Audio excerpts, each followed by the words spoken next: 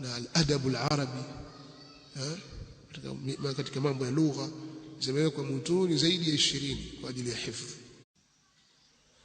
Sasa mmekiwa vitabu, baadhi yenu mmekiwa vitabu vya kuhifadhi قسم cha hifadhi al-mutun, mutun al-ilm, zile katika fani mbalimbali katika tauhid na aqida, katika fiqh, katika nahwu,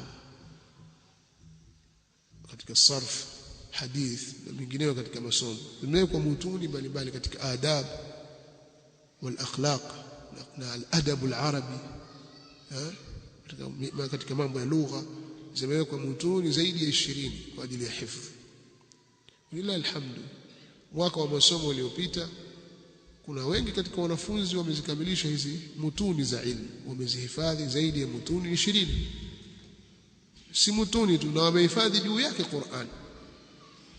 Watu wamehifadhi Qur'an lakini wamehifadhi na mutuni za ilmu, ikiwemo vitabu vya hadithi kama Umdatul Ahkam, hifadhi al-Jawhar na vinginevyo.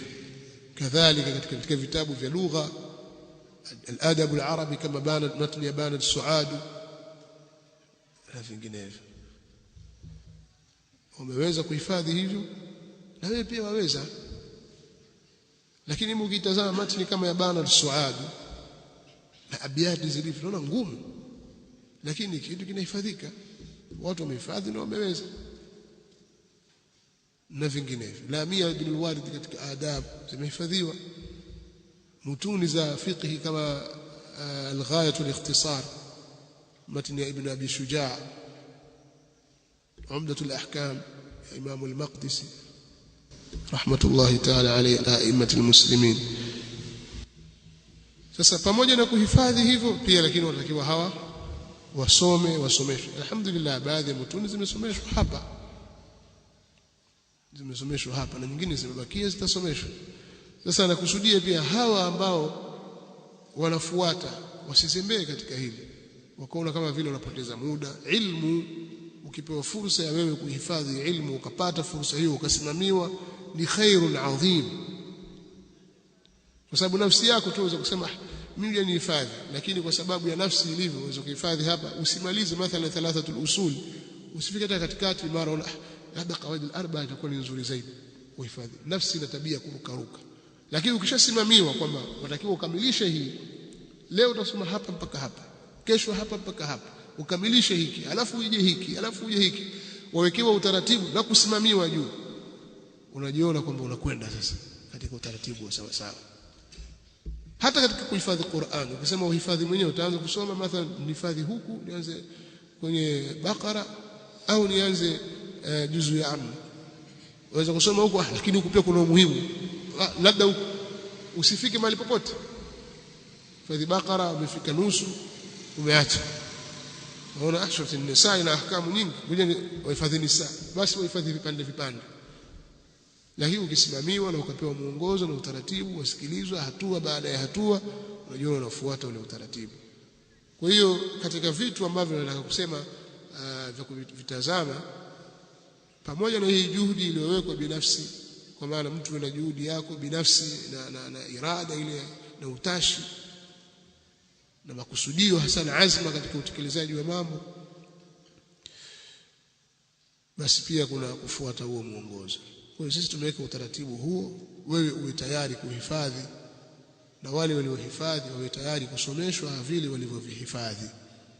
Na wamehifadhi vitu vikubwa, na si mwisho hapo, kwa sababu bado maahadi inafikiria kuweka nyongeza ya vitabu vya kuhifadhi katika vitabu vya ilmu kama alfia hizi, kwa maana kusudia alfia kama alfia ibn Malik katika nahwu, al-Khulasa, alfia ya Iraqi katika ilmu ya hadithi, lamiyatul af'al ibn Malik, alhamdulillah la baghi bihi badala, yani lamia sarf. Ukiangalia kitabu kigumu, lakini ukiingia kwenye kukihifadhi utaona ule urahisi wake. Ni kitabu kigumu utakuhifadhi kitabu kama lamia, lakini kuna watu wamehifadhi wiki tu akihifadhi chote, ni kuamua tu, mwingine mwezi, mwingine miezi miwili, hivyo hivyo kwenye vitabu vinginevyo, vitabu vya ilmu ambavyo vimependekezwa kwa ajili ya kuhifadhiwa, basi tutaangalia namna ya kuongeza vitabu gani, lakini watu watakiwa wahifadhi ilmu, na wale waliohifadhi watakiwa wasiishie kwenye kuhifadhi tu, maadamu utaratibu wa kusomeshwa, kwa sababu katika mfumo wetu tuliweka hivi vitabu vyote vinavyohifadhiwa vyote vinasomeshwa katika mustawayati. Kwa hiyo tutabidi waingie katika mustawayati zile, baada ya kuhifadhi watasomeshwa zile mutuni walizozihifadhi katika fununi mbalimbali. Kwa hiyo talibul ilmi anatakiwa awe tayari na awe na subira juu ya hayo. Watu wamehifadhi, wengine mko hapa, wengine wengine kwenye hifadhi watoka kwamba tayari yule kashahifadhi mutuni zake 17, kabakisha mutuni mathalan 5 au 4. Wewe uko hapa huna hata moja. Wale washamaliza 20 matnan katika fununi mbalimbali, wewe huna hata moja. Wanakuja wengine waanza wamaliza, wewe huna hata moja. Sasa wewe huoni haya kwamba mbona mimi wenzangu wasoma na kumaliza, mimi nafanya kitu gani? Mbona hizi juzuu zilizowekewa mbona sizimalizi? Mbona bado sijaweza kusoma Qur'ani nadharan? Sasa unatakiwa kila mara ukae ujisute mwenyewe na ujitathmini katika nafsi yako, alafu uangalie namna kuitengeneza nafsi ili suala la elimu liwe jepesi kwa walimu na kwa wanafunzi. Kinyume cha hivyo usipate shida, tosha kuwa mustami, baki kwamba mimi ni mustami tu, niko basi, usijiingize katika mambo ya kwamba ni talibul ilmi muassal, utakuwa watamani tu talibul ilmi.